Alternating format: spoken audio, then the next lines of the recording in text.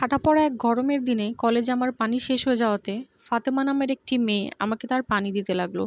তখনই আমার বান্ধবী আয়েশা তাতে আপত্তি জানালো এবং আমাকে টেনে একপাশে নিয়ে বলল, এটা তুই কি করছিলি?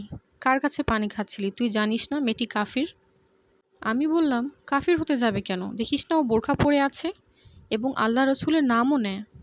বান্ধবী আয়েশা বলল, আরে ওর তো শিয়া। যে পানিটি খেতে যাচ্ছিলি নিশ্চয়ই তাতে থুথু মিশানো ছিল। আমার মার কাছে শুনেছি তাদের নাকি 40 পারা কোরআন আছে।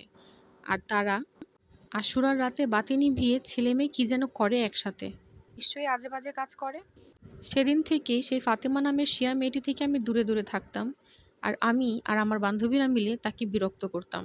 তার শিয়া হওয়ার বিষয়টি নিয়ে তাকে কটূক্তি করতাম, যেন তাকে লাঞ্ছনা করেই আমরা মজা পেতাম। তবে ফাতেমা সব চুপ করে শুনতো, কোনো জবাব দিত না। একদিন আয়েশা বলল, ফাতেমা কোনো জবাব দেয় না কারণ সে কুকর্ম করে আশুরার রাতে। সেদিন ফাতেমা পিছে ফিরে তাকালো আর হাসি মুখে একটি জবাব দিল। সে বলল, রাসূল সাল্লাল্লাহু আলাইহি ওয়াসাল্লামের হাদিস মতে মিথ্যাবাদী হওয়ার জন্য শুধু এটুকুই যথেষ্ট যে কোনো কথা শুনে তার সত্যতা যাচাই না করে তা অন্যের কাছে প্রচার করা। এই কথা আমি স্তব্ধ হয়ে গেলাম আর ভাবতে লাগলাম, তাহলে আমরা কি ভুল করছি সত্যতাটা যাচাই না করে? সেদিন থেকে আমি এটাই চিন্তা করতাম, তাহলে আমি কি মিথ্যাবাদীর কাতারে পড়ি?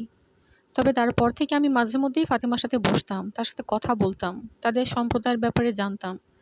তাকে আর কখনো কটূক্তি করতাম না, বরং তাদের বিষয়ে জানার চেষ্টা করতাম।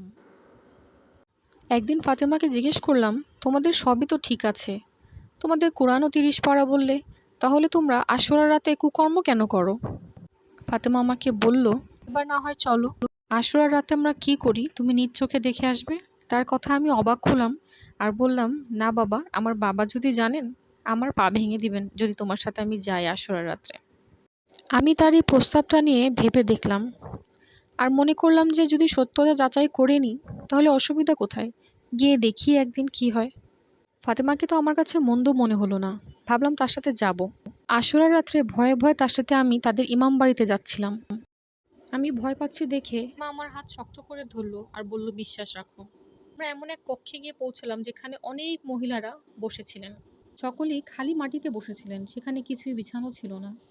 আমি আর ফাতেমা তার মা বোনের পাশে গিয়ে বসলাম। আমি এমনিতে অনেক ভয়ে ছিলাম আর আমার ভয় আরো বাড়িয়ে দিলেন একজন বৃদ্ধ লোক, যিনি মাইকে বললেন সবগুলো বাতি নিভাতে। আমি বুঝে গেলাম পাশের রুমে পুরুষরা রয়েছে, তাহলে তারা কি এখন আমার উপর ঝাঁপিয়ে পড়বে? তবে দেখলাম বৃদ্ধ লোকটি বয়ান শুরু করলেন।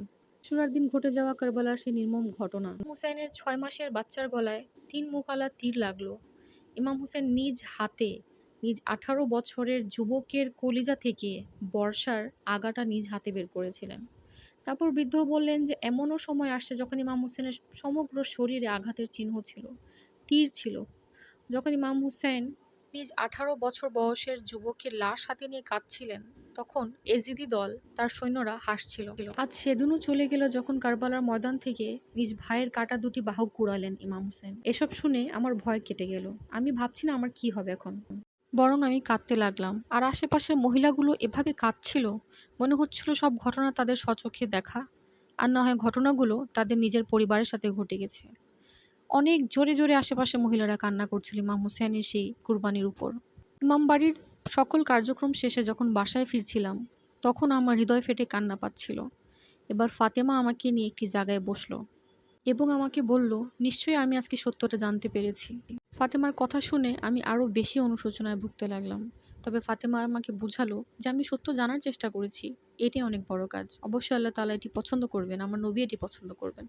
অতঃপর সে তার ভাই বোনকে সাথে নিয়ে আমার বাড়ি পর্যন্ত আমাকে এগিয়ে দিয়ে আসলো। আমি বাসায় গিয়েও এই বিষয়টির প্রতি ভাবছিলাম। আমি খুব কান্না করলাম আর ভাবলাম যে রাসূলুল্লাহ কি এই দিনটাই আমাদেরকে দিয়ে গেছেন? এটাই কি ইসলাম? রাসূল কি আমাদের এমন কিছু বলে গিয়েছিলেন, বা আল্লাহ তাআলা কি এমন কিছু বলেছেন যে আমরা অন্যের ধর্মের প্রতি বা অন্যের কোনো মাযহাবের প্রতি, অন্য সম্প্রদায়ের প্রতি কটূক্তি করব, তাদের নিয়ে অপপ্রচার করব, তাদের নিয়ে অপব্যাখ্যা করব, একজন মুসলিমকে আমরা কাফির বলবো? রাসূলুল্লাহ সাল্লাল্লাহু আলাইহি ওয়াসাল্লাম তো আমাদের কাছে এই ইসলামটি রেখে যাননি, বরং বলেছেন কেউ যদি কাফের না হয় আর আমরা যদি তাদের কাফের বলি, তাহলে আমরা নিজেই কাফির হয়ে যাব। সেদিন থেকে আমার ধারণা পাল্টে গেল আর আমি সিদ্ধান্ত নিলাম এখন থেকে কোনো সম্প্রদায়ের প্রতি এমন কটূক্তি করব না।